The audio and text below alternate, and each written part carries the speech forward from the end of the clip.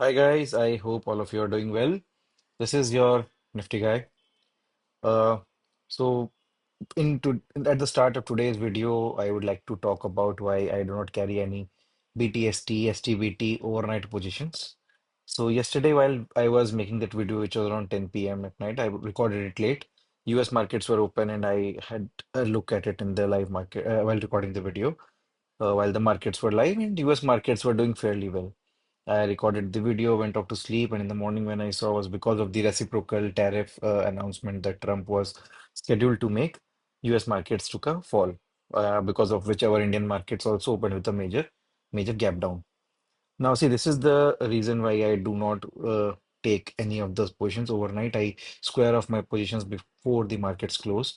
It's for this particular reason I give preference to my peace before anything else. I don't want to have a open position at night and then be keep looking at global markets as to what are they doing, are they going in my favor. I am okay without that level of anxiety.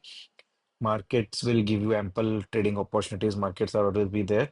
So why do we need to gamble? It's okay when sometimes you know that there are event-free things and event-free evenings, and the markets are giving you clear signs. It is okay to carry sometimes, which I do not take, but still, it is much better to not take anything overnight and be safe. It is much better to trade in the live markets when the price action is happening in front of you. You can see the evidence and you can talk in terms of probability, basically, whether there's a higher probability of the markets going up, going down, going sideways. The evidence is right there in front of you. You just need to train your eyes to spot them. Now, talking about today's market, like I said on the for the 1st of April as well, markets can open gap down, but in case of gap down opening in Nifty, which is because of global reasons or the macro news events are happening overnight, market usually first tends to recover, which is exactly what happened today as well. Did I trade that? No. Our plan was to create a long above this particular high, which never happened, and the short was below this particular swing low, below this channel, and again with the pullback. Now the pullback did come, but again the low of the pullback was never taken out, and so there was definitely no point of any creating any shorts. Now there was one trade which I was looking for in the markets, which was I could see prices taking resistance from this trend line and kind of forming a base around here. This was much higher in the markets. Just a second, I'll just fine tune it.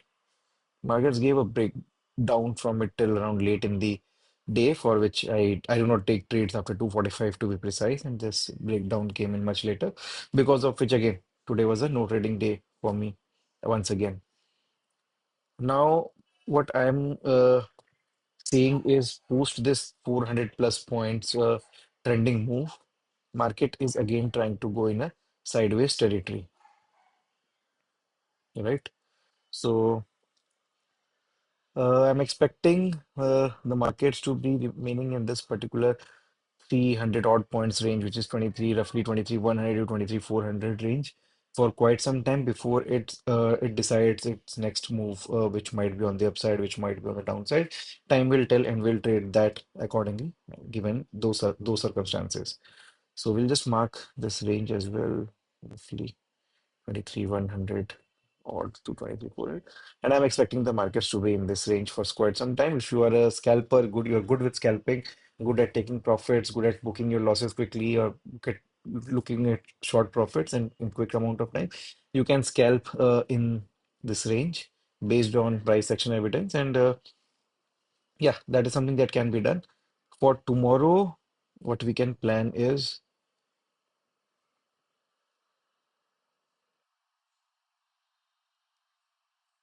create a short position below this with a pullback.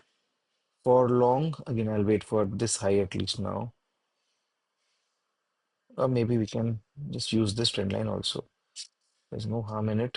The gap down would be because of the global. We'll wait for this particular swing high to be taken out.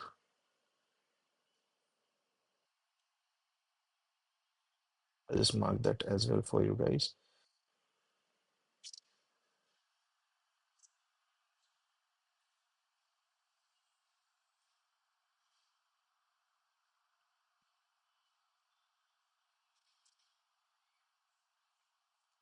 right? So yeah, but see again, a lot of the intraday moves or whether these particular levels are working or not will depend on the opening. So I am keeping on stressing on these same factors again and again in the videos because see, my videos would tend to be boring for some people because that is what actual trading is. That is really boring. You see the same things again and again, you spot the same thing, and then that is how you learn to take advantage of those situations for your benefit. But yeah, trust me, real trading is extremely boring. In case if it is something which gives you excitement or anxiety, that is not true trading in my from my viewpoint. So yeah, that's it from me for tomorrow. Uh, I'll see you guys again tomorrow post the market. But be very, very careful while the market is in this range. There's the very high chances of breakouts and breakdowns failing. That is why I use the pullbacks, which I always emphasize a lot upon. Use those pullbacks to trade, right? And there are certain lot more events lined up for this entire first week of April. So be careful, keep your strict SLs, and do not hesitate to take those SLs once triggered. So that's it from me for today. In case you like the videos or the analysis, please like the video, subscribe to the channel, put down anything that you might have in the comments box. I'll be more than happy to read those comments. And yeah, I'll see you guys again tomorrow. So cheers and have a good day. See you tomorrow. Thank you.